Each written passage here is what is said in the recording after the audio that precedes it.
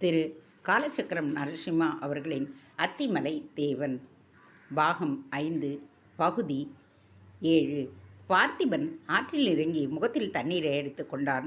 அமைதியான அந்த இரவும் பூரணமான மதியும் அவன் மனதில் ஒருவித பரவசத்தை உண்டு பண்ண தன்னையும் அறியாமல் கல்பலதாவை நினைத்தான். கல்பலதா இப்பொழுது உறங்கிக் கொண்டிருப்பாளா அல்லது ஆதித்த கரிகாலனை எப்படி கொல்வது என்று திட்டமிட்டு கொண்டிருப்பாளா? தனக்குள் கேட்டுக்கொண்டான் பார்த்திபன். படைவீரன் ஒருவன் நீட்டிய துவாலையால் முகத்தை துடைத்து கொண்டே துவாலையை நெற்றியிலிருந்து மெதுவாக கீழே நோக்கி இறக்கியபடியே யோசித்து கொண்டிருந்தான். நெற்றி, புருவம், கண்கள், நாசி என்று வதனத்தின் ஒவ்வொரு பகுதியாக வெளிப்பட்டு மீண்டும் கம்பீரமான பார்த்திபனின் முகம் தோன்றியது. அந்த துவாலை கண்களை கடந்து நாசியில் இறங்கிய அந்த கணத்தில் தற்செயலாக அவனது பார்வை வரிசையாக நின்ற அந்த குன்றங்களின் மீது படர்ந்தது. அவன் கண்ணில் பற்ற ஒரு குன்றத்தின் கற்பாறையில் 2 குத்துவிளக்குகளின் சிற்பம் வடிக்கப்பட்டிருந்தது. அதன் மீது ஒரு சக்கரமும் வேலும் வடிக்கப்பட்டிருந்தன. வியப்புடன் அதை கவனித்தவன் தனது பார்வையை மற்ற குன்றங்களின் மீதும் பரவவிட்டான். அங்கிருந்த 5-6 குன்றங்களில் 4 குன்றின் பாறைகளில் குத்துவிளக்குகளின் ஓவியம் சிற்பமாக வடிக்கப்பட்டிருந்தது.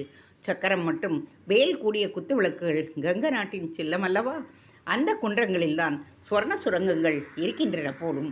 ஓவியமாக பெரிய அளவில் கற்பாறையில் பெரிதாக வரையப்பட்டிருந்தது. வியப்புடன் அந்த ஓவியத்தையே நோக்கி கொண்டிருந்தவன் வீரன் ஒருவனை அழைத்து ஆதித்த கரிகாலனையும் மற்றவர்களையும் உடனே அங்கு அழைத்து வரச் சொன்னான். விரைவில் ஆதித்த கரிகாலனும் மற்றவர்களும் அங்கே வந்து திரண்டனர். பார்த்திபா, அவசரமாக அழைத்தாயே, பொற்சுரங்கங்களை பற்றி தகவல் கிடைத்ததா? அவருடன் கேட்டான் ஆதித்த கரிகாலன். அதோ பார் கரிகாலா, சொர்ணமிக ஆற்றின் அந்த கரையில் வரிசையாக 6 குன்றங்கள். அவற்றில் 4 குன்றங்களை கவனி. அவற்றின் கங்கர்களின் சின்னமான சக்கரம், வில் மற்றும் குத்துவிளக்குகள் வடிக்கப்பட்டுள்ளன. பொற்கரங்கள் எப்போதுமே மறைப்பகுதியில்தானே இருக்கும். அதனால் கங்கர்கள் சின்னம் பொறிக்கப்பட்ட அந்த குன்றங்களில்தான் பொல் சுரங்கங்களும் இருக்க வேண்டும் என்று நினைக்கின்றேன். பார்த்திபன் கூற உற்சாகத்துடன் அவனை அணைத்த ஆதித்த கரிகாலன் அலக்காக அவனை தூக்கி சுற்றத் துவங்கினான். ஆதித்தனின் உற்சாகம் மற்றவர்களையும் தொற்றிக்கொள்ள அனைவரும் ஒருவரை ஒருவர் கைகளை குலுக்கிக் கொள்வதும் மகிழ்ச்சியுடன் ஆடுவதுமாக இருந்தனர். ஆட்டம் பாட்டம் எல்லாம் முடிந்த பொழுது விடுவதற்கான அறிகுறிகள் தென்பட்டன. குணதிசையில் செம்மை படர பறவைகள் தங்கள் கூட்டிலிருந்து வெளியேறி இனிமையாக கூவத் துவங்கின. வீரர்கள் பலரும் இரவு தொலைத்திருந்த உட்கத்தை இப்பொழுது வலுக்கட்டாயமாக வரவழைத்து ஆங்காங்கே முடங்கி இருந்தனர். அரசமரம் ஒன்றின் அடியில் அமர்ந்திருந்த ஆதித்த கரிகாலன், பார்த்திபன், நேமியங்கர் மற்றும் குழல் அழகனை மட்டுமே அங்கு விழித்து இருந்தனர். இரவெல்லாம் கண் விழித்ததால் சோர்வாக காணப்பட்டாலும் தொடர்ந்து இனி தாங்கள் செய்வது குறித்து ஆலோசனை செய்து கொண்டிருந்ததால் 4 மட்டும் உறங்கவே இல்லை. இனி என்ன செய்வது? ஆதித்த கரிகாலன் கேட்டான். இளவரசே, பானப்பத்திரம் நம்மிடம் உள்ளது. நமது உரிமையை எடுத்துக்கொள்ளுவோம். யாரிடம் நாம் அனுமதி வாங்க வேண்டும்? குழலழகன் கேட்டான். அது முறையாகாது. மன்னன் மருளகங்கன் நீதிமார்கனிடம் பானப்பத்திர ஓலையை காட்டிவிட்டு எங்களுக்குரிய சுரங்கங்களிலிருந்து பொன்னை வெடித்து எடுத்து கொள்ளுகின்றோம் என்று கூறிவிட்டு அதற்கு பின் பணிகளை துவங்குவோம், நேமியங்கையர் கூறினார். பராந்தகர் காலத்தில் ஏற்பட்ட உடன்படிக்கை இப்பொழுது மருளகங்கன் அதனை மதிப்பானா? சுரங்கங்கள் எங்களுக்குத்தான் சொந்தம் என்று வாதிட்டால் என்ன செய்வது? பார்த்திபன் கேட்டான். கேட்கக்கூடியவன்தான் அவன். மருளகங்கன் இப்பொழுது சோழர்களுக்கு எதிரான மனநிலையை கொண்டிருக்கின்றான். சாளுக்கியத்துடன் சல்லாபித்து கொண்டிருக்கின்றான். நிச்சயம் பராந்தகர் மற்றும் பிருத்திவிபதியிடையே உருவான இந்த பானப்பத்திரத்தை அவன் ஏற்க மாட்டான். போரில் அவனை வென்றுதான் நமது சொர்ண சுரங்கங்களை கைப்பற்ற வேண்டும். ஆனால் அவனுடன் போர் புரியாமல் இரகசியமாக சொர்ண சுரங்கங்களை கைப்பற்ற நான் நினைக்கின்றேன். ஆதித்த கரிகாலன் கூறியதும் மற்றவர்களின் முகத்தில் வியப்பு. ஏன் மருளகங்கனுடன் போர் புரிவதில் என்ன தயக்கம்? பார்த்திபன் வாய்த்திருந்து நண்பனை கேட்டே விட்டான். அதற்கில்லை பார்த்திபா, போர் என்றால் தஞ்சையில் கட்டளைகளுக்கு காத்திருக்க வேண்டும். நான் ஒரு தீர்மானத்திற்கு வந்துவிட்டேன். இங்கே சொர்ணமிகு காடுகளில் எனக்கு கிடைக்க இருக்கும் சொர்ணத்தை நான் சோழ கஜானாவுக்கு அனுப்பப் போவதில்லை. நான் காஞ்சியில் எழுப்பும் மாளிகை எந்த கட்டத்தில் உள்ளது குழலழகா? ஆதித்த கரிகாலன் கேட்டான். அநேகமாக பூர்த்தியாகிவிட்டது இளவரசி. இன்னும் பூச்சி வேலைகள் மட்டுமே மிகுதியாக உள்ளன.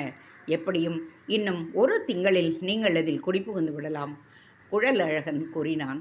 அவசரமில்லை, பணிகள் மெதுவாகவே ஆகட்டும். நான் எழுப்பும் புதிய மாளிகையை பொன்னால் வேய்ந்து அதை சொர்ண மாளிகையாக எழுப்பப் போகின்றேன். அது இந்திரலோகத்து மாளிகையாக இருக்கும். கண்களில் பரவசம் மின்ன ஆதித்த கரிகாலன் கூறினான். நாம் சுரங்கங்களிலிருந்து கைப்பற்றும் பொன்னை எதற்காக சோழ கஜானாவுக்கு அனுப்ப வேண்டும்? எனக்கு அதில் விருப்பமில்லை. சொர்ண சுரங்கங்களிலிருந்து வெட்டி எடுக்கும் பொன்னை காஞ்சிக்கு எடுத்து செல்லப் போகின்றேன். நான் ஏற்கனவே கட்டி வரும் அற்புத மாளிகையை பொன்னாழி என்கின்ற பொன் மாளிகையாகவே மாற்றப் போகின்றேன். இம்மாதிரி அரண்மனை உலகத்திலேயே இல்லை என்று அனைவரும் கூற வேண்டும். எனவே சுரங்கத்திலிருந்து பொன் கட்டிகளை யாருக்கும் தெரியாமல் இரகசியமாகவே வெட்டி காஞ்சிக்கு எடுத்துச் செல்ல வேண்டும். ஆதித்த கரிகாலன் கூறினான். பொன்னை வெட்டி எடுத்து காஞ்சிக்கு எடுத்து செல்லப் போகின்றானா? காஞ்சியில் பொன் மாளிகையை எழுப்பினால் தனாதிகாரி பழுவூரரசர் வாழா இருப்பாரா? கங்க சுரங்கங்களிலிருந்து கைப்பற்றிய பொன்னை சோழ கஜானாவில் ஒப்படைப்பதுதானே நியாயம். அவர் அதற்கு கட்டளையிட மாட்டாரா? பார்த்திபன் திகைப்புடன் ஆதித்த கரிகாலனை பார்த்தான்.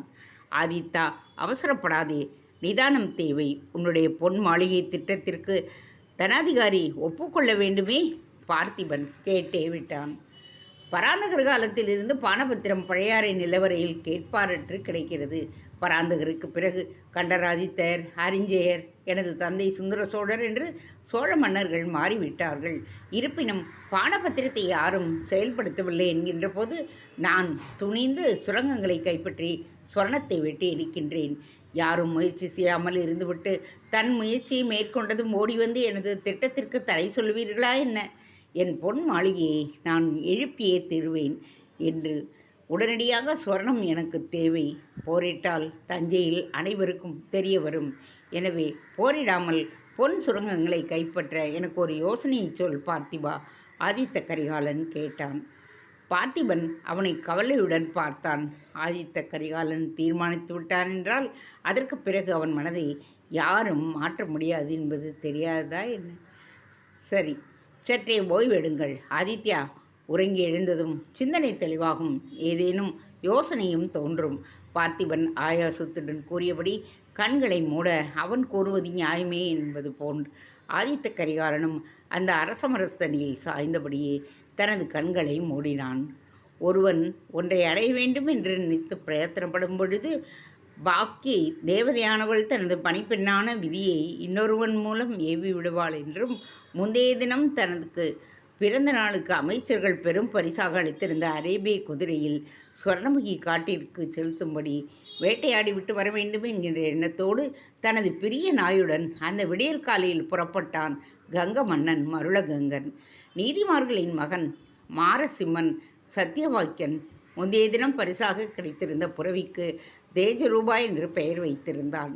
குதிரையின் மீது தாவி ஏறியவன் உற்சாகத்துடன் அதன் விழாவினில் உதைக்க தேவஜரூபா புயல் என பறக்க ஆரம்பித்தது.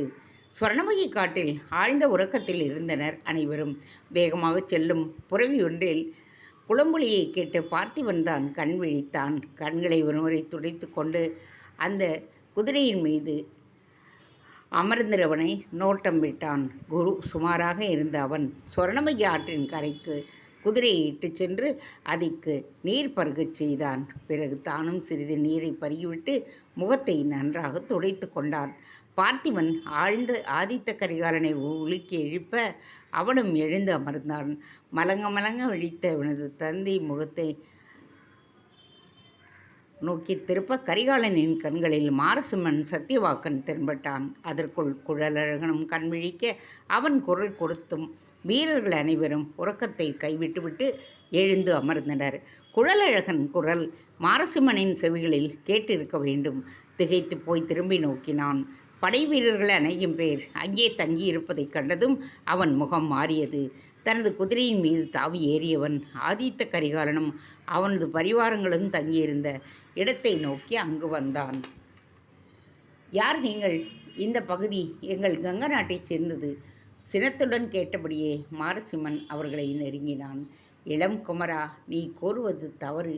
இந்த பகுதி உங்கள் கங்க மன்னன் பிருத்திவிபதியால் எங்கள் சோழர்களுக்கு பரிசாக அளிக்கப்பட்டது. பிராமணர்களை வீழ்த்தி அவர்கள் நாடுகளை சேர்த்து கொண்டதோடு இணைத்து அவர்களை உங்களுக்கு அடிமையாக்கியதற்கு நன்றிக்கடனாக கங்க மன்னர் பிருத்திவிபதி எங்களுக்கு இந்த பகுதியை அளித்திருக்கின்றார். அதை ஊர்ஜிதப்படுத்துவதற்காக அவர் அளித்த பானபத்திரமும் எங்களிடம் உள்ளது. நேமியங்கையர் கூற ஆதித்த கரிகாலன் மாரசிம்மனை உற்று நோக்கியபடியே இருந்தான். இது என்ன புதுக்கதை? திகைத்தான் மாரசிம்மன். புது கதையல்ல, நீ பிறப்பதற்கு முன்பு நிகழ்ந்த பழைய கதைதான். ஆதித்த கரிகாலன் அலட்சியமாக சொன்னான். என்னை யார் என்று நினைத்து இப்படியெல்லாம் பேசுகிறீர்கள்? கங்க நாட்டின் மன்னன் மருளகங்கனின் மகன் மாரசிம்மன் நான். தந்தைக்கு தெரிந்தால் உலகை சின்ன பின்னமாக்கி விடுவார். மாரசிம்மன் கூற ஆதித்தன் இடி இடி என்று சிரித்தான். நீ மருளகங்கனின் மகன் என்பதால் உனது மருண்ட கண்களை பார்த்தாலே எனக்கு தெரிகின்றது. உனது தந்தையிடம் சென்று சொல், சோழ பட்டத்து இளவரசன் ஆதித்த கரிகாலன் தனக்கு உரிய சொர்ணக்கரத்தில் இருந்து பொன்னை வெட்டி எடுத்து கொண்டு போக வந்திருக்கிறான் என்று கூறினான். ஆதித்த கரிகாலன் கூறிய அப்பொழுது பார்த்திபனுக்கும் மின்னல் வெட்டியது போல் சிந்தனையில் ஒரு யோசனை பிறந்தது. தேங்க்ஸ் ஃபார் வாட்சிங்.